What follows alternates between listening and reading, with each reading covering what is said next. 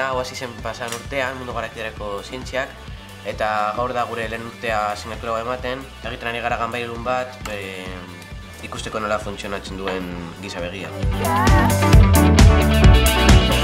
Ganbailuna da aitzaki bat, besterik ez da, asignatura berri honetan kultura zientifiko edatzeko ikaslego guztientzako, bai letra, zientziak, arte ederrak,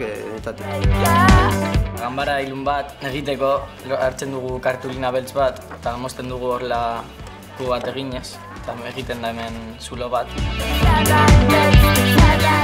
Hartzen da hemendik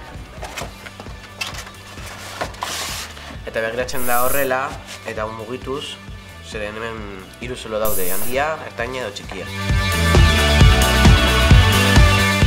Begiratzen duzu egiten horrela eta ikusten da aizaia. Buelta eman da eta borrosoa edo ez borrosoa, eta edo argiagoa edo ez argiagoa.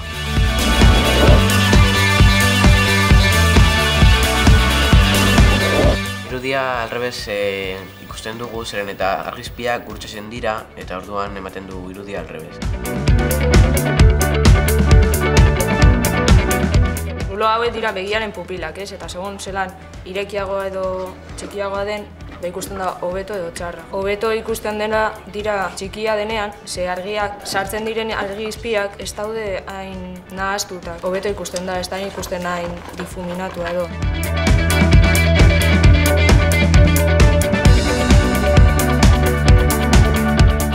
Lehenengo ganbailuna ezagutzen dena da, ez dut, 12. mendekoa.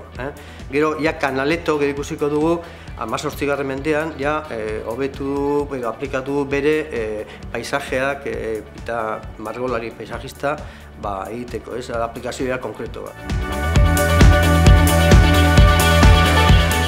Aristoteles lehena izan zen, eta gero Kanaleto eman kolori. Makina hori deitzen da Kanaleto, ze Kanaletok egin zuen. Kanaletoa erabiltzen zen margozteko, ze sartzen da irudia eta ispiluaren bidez isladatzen da irudia kristalean. Eta hori egiten zen lehen, ze argazkiak ez ziren atera, ze ez kimika behar da argazkiak etariatzeko eta.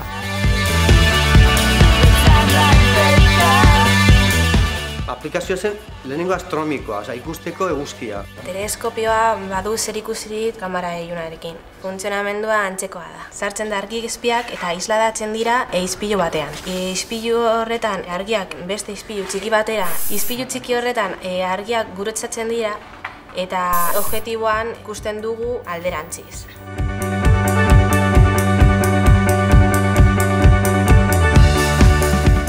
Oso zaila da enrollatzea ikaslei, ez? Gustatzen zaio asko gehiago orain telebistan agertzea nire klase bat, baina hori argi dago. Baina, bueno, asuntoa da, zeo zer gutxienez teorian ikusten dutena testu liburuan, ze testu liburuan esaten du, metodo zientifikoa da hori lehengo galdera bat egin zure buruari, hipotesi bat, saiatu esperimento egin, hori da, zaitzen ari gara egiten argazki makina edo ganbailun horrekin, ez?